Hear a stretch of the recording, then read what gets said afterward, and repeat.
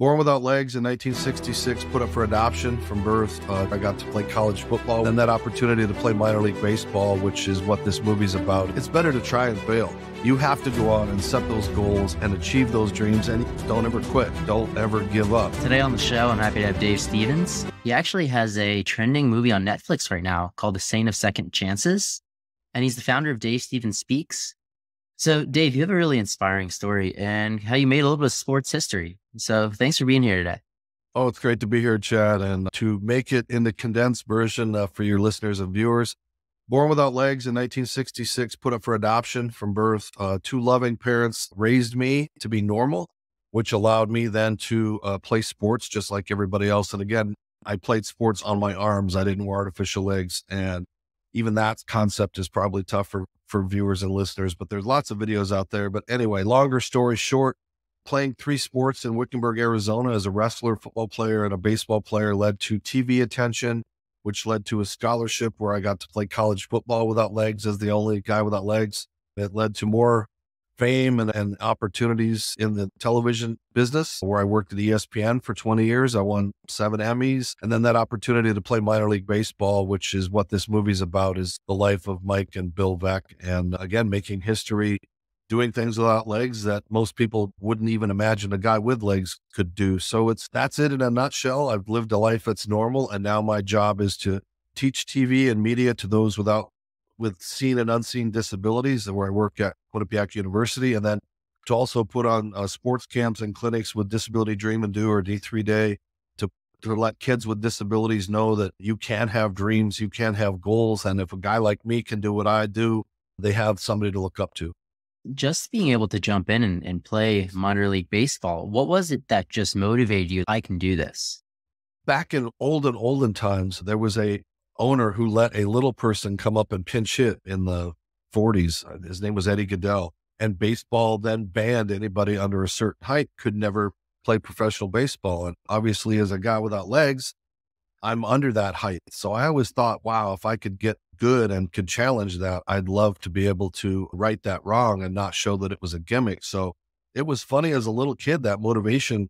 I wanted to play at Yankee Stadium with Reggie Jackson and do all these amazing things, and working hard and getting those skills. There wasn't a book, How to Play Baseball for Dummies Without Legs.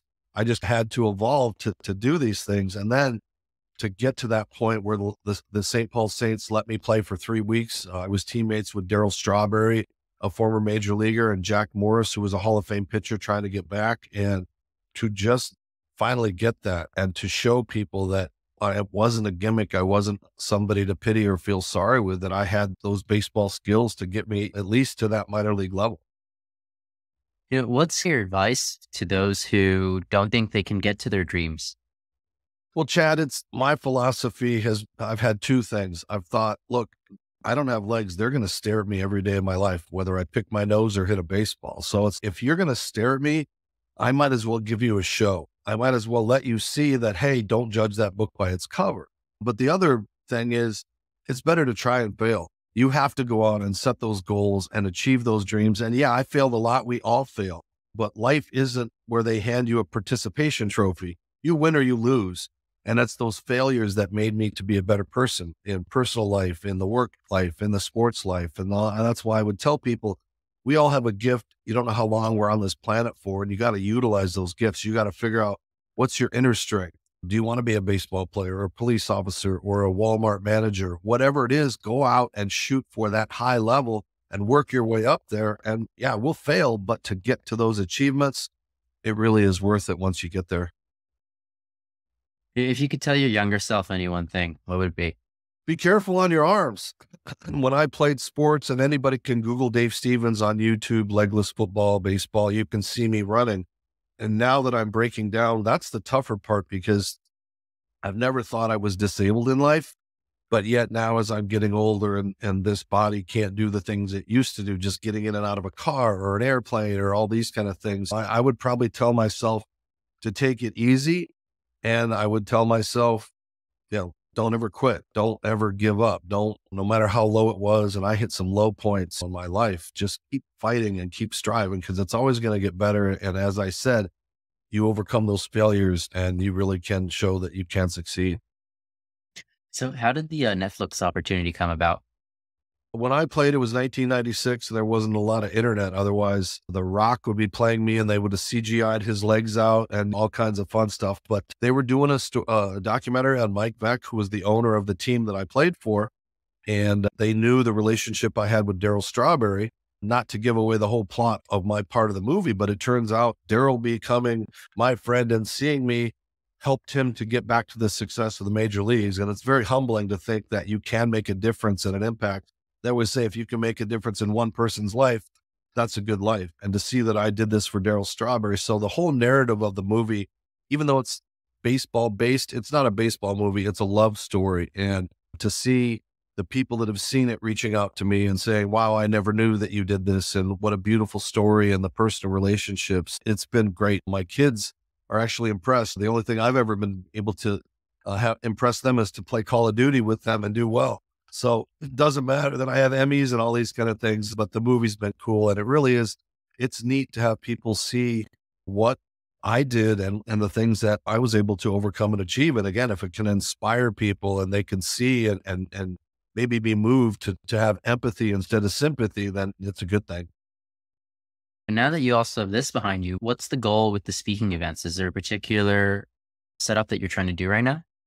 I'm just hoping COVID really killed my speaking career, because I am very visual. Like, we can sit here and do this, but you're not seeing me bounce around on my arms and moving back and doing all this stuff. And so I'm hoping this movie lets people see that I was a success and that I did not just baseball, but 20 years at ESPN and the things I do now with Ability Media at the college and Quinnipiac University and the things I still get to do. I was at an NFL game this weekend and then a Suns game and interviewing stars and celebrities. And I have to pinch myself that at 57, I'm still doing things that I want to do more. I want to do bigger and better things, working with the D3 Day guys, Doug Cornfield and Dave Clark and all these people to just give kids an opportunity that I didn't have. There was, now that we have all these great miracle leagues and fields and things like that, but I had to play regular sports. There was no miracle league or any of these amazing opportunities that they had. And it's probably better, because who knows if I had a chance to try out for the Cowboys and the Twins and the Reds and do all the things that I did back in olden times. So if any of our listeners wanted to get in touch with you about the speaking engagements or with the D3 team, how could they do so? There's two websites, davestephenspeaks.com, or you can follow me on all social media, which you get to see. I've got a podcast also that we're on Roku, and we get celebrities and guests to come on and talk about different things other than the regular X's and O's. And d3day.com is the website for the camps. And we just want people to look at us and check us out and see, again, that people with disabilities, we're the smallest minority in the world, or we're the biggest minority in the world, but we have the smallest voice. And Chad, having an opportunity to share that on this show and others is something I love to do. Yeah, it was great having you on, Dave. And everybody make sure to check out his site. It's davestephenspeaks.com, and also the D3 team has another site. But thanks, Dave, for coming on the show, and everybody for listening to another episode of Failing to Success. If you like the show, make sure to smash that subscribe button. I'm your host, Chad Kalecki, and we'll see you next time.